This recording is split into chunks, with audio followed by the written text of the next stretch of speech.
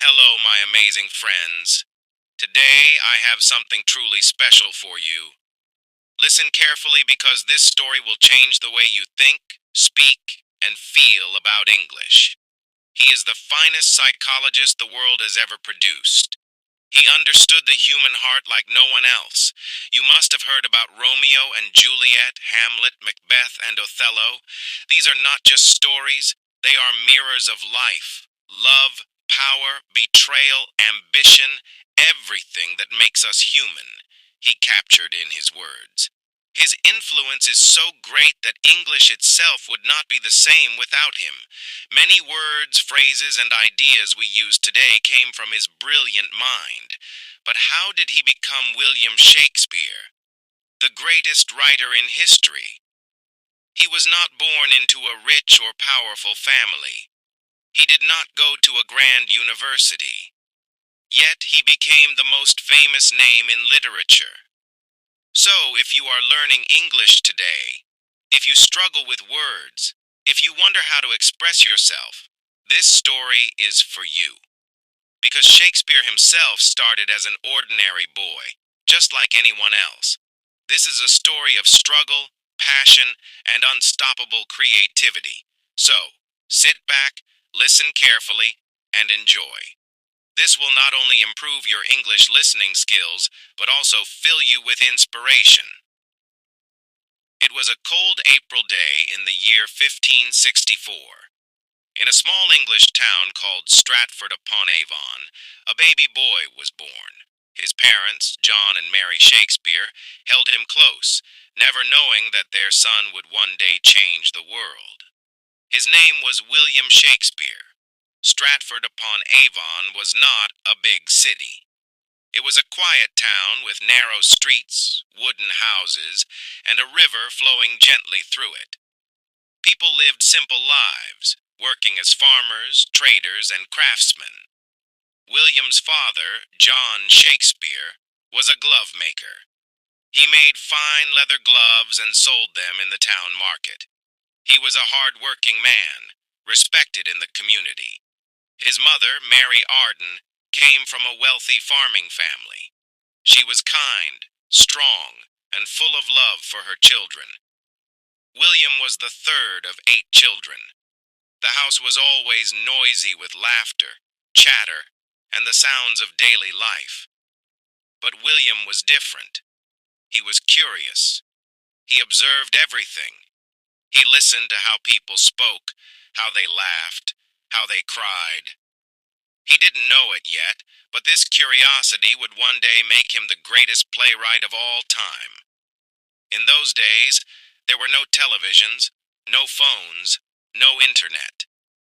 People entertained themselves with stories. Traveling actors would come to town and perform plays in the streets. Young William would watch in amazement, his eyes wide with excitement. He loved listening to old legends, folk tales, and heroic stories from history. Each story made his imagination stronger. At the age of 7, William started school. The school was a small, simple building with wooden benches and a strict teacher. But what he learned there would shape his destiny. He studied Latin, history, poetry, and literature. Latin was the language of scholars, and young William became quite good at it. He read the great stories of ancient Rome and Greece. He discovered writers like Ovid, Plutarch, and Virgil. Their words stayed with him, inspiring his future plays. But William wasn't just a bookworm. He loved nature. He would walk through the green fields, watch the river, and listen to the sounds of birds. He played with his friends, ran through the streets, and enjoyed life like any other boy. Yet, there was something inside him, a deep hunger for words, stories, and meaning. Just when life seemed normal, trouble struck. William's father, once a respected businessman, started facing financial problems. He had borrowed money for his business, but things were not going well. This meant the family had less money. It was a difficult time. There were even days when they struggled to buy food. William saw the stress in his father's eyes, the worry in his mother's voice. He knew that life was uncertain, but instead of feeling hopeless, he observed everything. He felt every emotion deeply. He learned that life is full of ups and downs, something he would later write about in his plays. Even as a child, William had a special way with words. He would make up little poems and rhymes. He loved to act, to play roles, to entertain his friends with stories. But no one in Stratford-upon-Avon knew that this young boy would one day write the most famous plays in the world. For now, he was just William, the boy with big dreams. But those dreams were about to take him far, very far. William Shakespeare was growing up fast. By the time he turned 14, he had already read many books, listened to hundreds of stories, and watched traveling actors perform in his small town. But life was not easy. His father's financial troubles were getting worse. The once respected businessman was now struggling to pay debts. His family, which had lived in comfort, was now facing tough times. Young William saw it all. He saw how quickly life could change. He understood that nothing in life was permanent. Not money, not status, not even happiness. But instead of feeling hopeless, he became more observant, thoughtful, and creative. And then, something happened that changed his life forever. By the time William turned 18, he was no longer a boy. He was a young man, and like many young men, he fell in love. Her name was Anne Hathaway. She was a beautiful, intelligent, and independent woman. But there was something unusual about their love story. Anne was 26 years old, 8 years older than William. In those times, it was uncommon for a younger man to marry an older woman. But love doesn't follow rules, and William was deeply in love with Anne. However, something unexpected happened. Anne Hathaway became pregnant before they were married. This was a big deal in those days. Society was very strict about such matters, and a child born outside of marriage would bring shame to both families. So William and Anne had to get married quickly. In November 1582, at just 18 years old, William Shakespeare married Anne Hathaway. He was still a young man trying to find his way in life, and now he was about to become a father. 6 months after the wedding, Anne gave birth to their first child, a baby girl named Susanna. 2 years later, in 1585, Anne gave birth to twins, a boy, Hamnet, and a girl, Judith.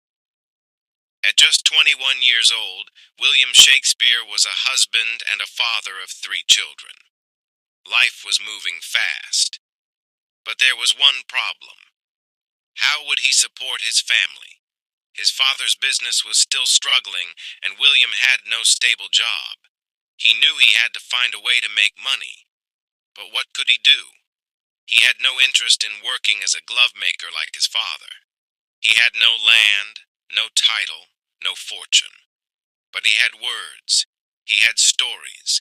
He had a burning desire to create.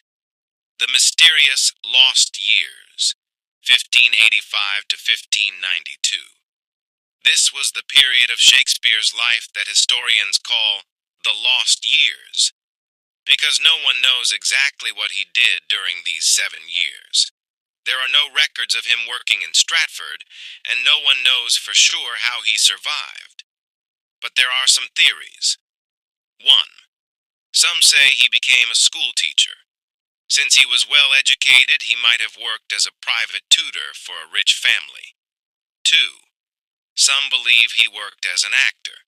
He might have joined a traveling theater company, learning the art of performance. 3. Others say he got into legal trouble and had to leave Stratford. One story suggests that he was caught hunting illegally on a rich man's land and had to run away. Whatever the truth may be, one thing is certain. By the time Shakespeare reappeared in history in 1592, he was no longer just a small-town boy. He was in London, ready to take on the world. London, in the late 1500s, was a city full of energy, ambition, and opportunity. It was the heart of England's theatre scene, filled with actors, writers, and poets all competing to make a name for themselves. Shakespeare arrived in London with no money, no connections, and no experience. But he had something more powerful: talent, determination, and an unstoppable passion for storytelling. He began working as an actor in small theater groups. He studied everything: the way people spoke, how they moved, how they expressed emotions, and soon he started writing his own plays. At first, he wrote simple, entertaining plays to make people laugh. But as time passed, he realized he could do more. He could write plays that made people think, feel, and question life itself. By 1592, Shakespeare was becoming well known in London's theatre world. But not everyone liked him.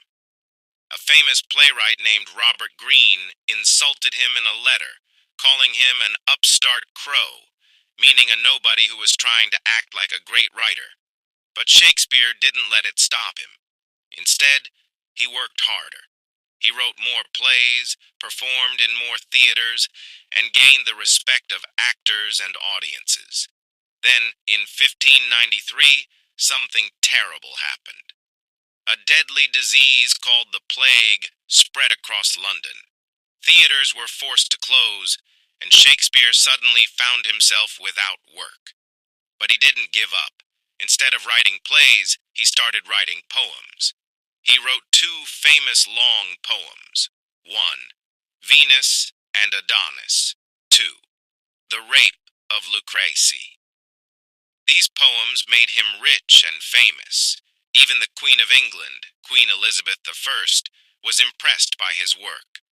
By 1594, theaters reopened, and Shakespeare returned to doing what he loved most: writing and performing plays. From 1594 onwards, Shakespeare became part of a famous acting company called the Lord Chamberlain's Men. He was not just writing plays, he was performing in them. His plays were full of love and heartbreak, Romeo and Juliet; power and ambition, Macbeth; betrayal and revenge, Hamlet; jealousy and madness, Othello. By the late 1590s, Shakespeare was one of the most famous playwrights in England. But Shakespeare didn't stop. He wanted more. More success, more influence, and more masterpieces that would stand the test of time. And that's exactly what he achieved. The Globe Theatre, a home for Shakespeare's dreams. In 1599, something extraordinary happened. Shakespeare and his acting company, the Lord Chamberlain's Men, decided to build their own theater. They named it the Globe Theatre. Imagine the scene: a massive circular theater with an open roof. Thousands of excited people rushing to get a seat. The stage set for some of the greatest plays ever written. This was Shakespeare's home, his dream, his kingdom. At the Globe, he performed his greatest works: Hamlet, a story about revenge, madness, and fate; Macbeth, a tale of power, ambition, and guilt; Othello, a tragic story of love and jealousy; Julius Caesar, a political drama full of betrayal. These plays were not just entertainment, they were powerful stories that made people think, feel, and question life itself. And soon, Shakespeare's success brought him wealth beyond imagination. By the early 1600s, Shakespeare was not just a famous writer, he was one of the richest playwrights in England. He owned shares in the Globe Theatre, which brought him a huge income every time a play was performed. He earned money from published plays and poems which were sold all over England. He received royal support, which meant the king and queen admired his work. He bought multiple properties, including a grand house in Stratford called New Place. At a time when most playwrights struggled to survive, Shakespeare was living a comfortable, wealthy life, but fame and fortune were not enough for him. He wanted something bigger. In 1603, a historic event changed everything. Queen Elizabeth I, who had supported Shakespeare, died. Her successor was King James I. At first, no one knew if the new king would appreciate theater, or if he would close the theaters forever. But Shakespeare didn't have to worry. King James loved his work. In fact, he loved Shakespeare's plays so much that he personally invited Shakespeare's acting company to perform for him. And then, something incredible happened. King James gave Shakespeare's company a royal title. They were now called the King's Men. This was the highest honor a playwright could receive. It meant they were official actors of the royal court. They were protected and supported by the king himself. They would perform in front of the most powerful people in England. Shakespeare had gone from being a glovemaker's son to the most celebrated playwright in England's history. Between 1603 and 1611, Shakespeare wrote some of his most famous and deepest plays. These were not just stories, they were reflections of life, power, love, and loss. King Lear, a heartbreaking story of a father's betrayal. Macbeth, the dark tale of ambition and destruction. The Tempest, a magical story of forgiveness and new beginnings. His writing became darker, more emotional, and deeply philosophical. Because Shakespeare was changing, he was growing older. He had seen fame, fortune, betrayal, and loss. His plays became more personal, and his characters felt more real than ever before. By 1611, Shakespeare had achieved everything he had ever dreamed of. He was famous, he was rich, he was respected by kings and nobles. William Shakespeare had lived a life beyond imagination. He had gone from a small-town boy in Stratford to the most famous playwright in history. He had written tragedies, comedies, and histories that changed the way people thought about life, love, power, and fate. He had performed for kings and queens and became one of the richest and most respected men of his time. In 1613, Shakespeare made a decision that surprised everyone. He retired. For years, he had lived in London, writing, acting, and directing plays, but deep inside, he missed home. He missed the quiet streets of Stratford.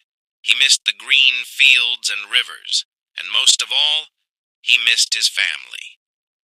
So, he packed his things and returned to New Place, his grand house in Stratford. Here, he planned to spend the rest of his life in peace. He would wake up early in the morning and walk around his gardens, enjoying the beauty of nature. He would sit by the fireplace, reading books and thinking about the life he had lived. He would spend time with his daughters, Susanna and Judith, talking about life, love, and the future. Sometimes visitors from London would come to see him, asking for his advice on plays and poetry. But even though he had retired, his mind was still full of stories. People say that even in his final years, he would sit for hours, lost in his thoughts, whispering words of poetry to himself. In 1616, something unexpected happened. One day, Shakespeare attended a dinner party with his friends. It was a joyful evening. Laughter, wine, and conversation filled the room. But soon after, Shakespeare fell ill. Some say it was a fever. Some say it was a disease caught from the cold weather. No one knows for sure. But within days, his health declined rapidly.